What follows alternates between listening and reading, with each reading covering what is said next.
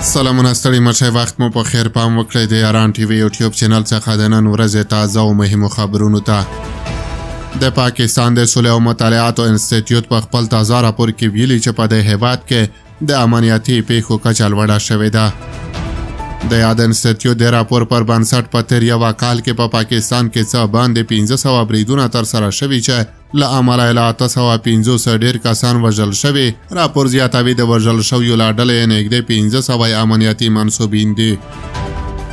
همدغه راز په راپور کې وړاندې ویل شوي دي چې ډېری دغه بریدونه په خیبر پښتونخوا او بلوچستان کې شوي دي.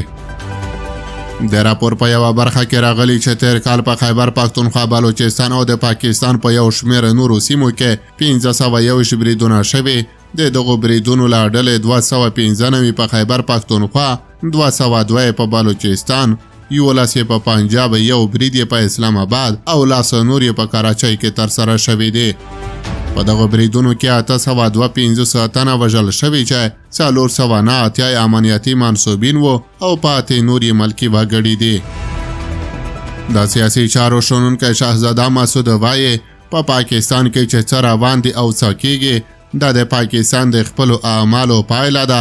زه فکر کوم دوی هغه څاریبي چې کارلی دي. موږ د پاکستان په کورنیو ستونزو کې هیڅ کار نه لرو. دا د دوی خپله کورنۍ مسله ده او پړای هم باید په نورو وانه چوي. دوی باید په خپلو پالیسیو کې اساسي تغییر راولي او له افراطیت لاس واخلي. په ورته مهال پاکستان کې آزاد خبریالان وایي د دوی د معلوماتو له مخې دا تیر کال پرتله په پاکستان کې ناامني زیاته شوې او ورسره د مرګ ژوبلې کچه هم لوړه شوې ده. په پاکستان کې آزاد خبریال طاهر خان وایي په پاکستان کې چې د تیر کال د امنیتي وضعیت په اړه څومره راپورونه ورکړل شوي یا هم د حکومت او پوځ لخوا پرې بیانونه ورکړل شوي، په ټوله کې په یوه خبره اتفاق شوی دی چې په پاکستان کې د تشدد پیښې زیاتې شوي دي او په پایله کې ځاني زیان او تلفات هم زیاته شوي. په ځانګړې توګه خیبر پښتونخوا او بلوچستان کې دا ښکاره خبره ده چې د دې ذمهوار د پاکستان وسلوالې ډلې دي او بیا د بلوچستانو ډلې دي. د سیاسي چارو کارپوهان په دې اند دي چې په پاکستان کې روان حالت د دې هیواد د ناسمو ستراتیژیو پایله ده.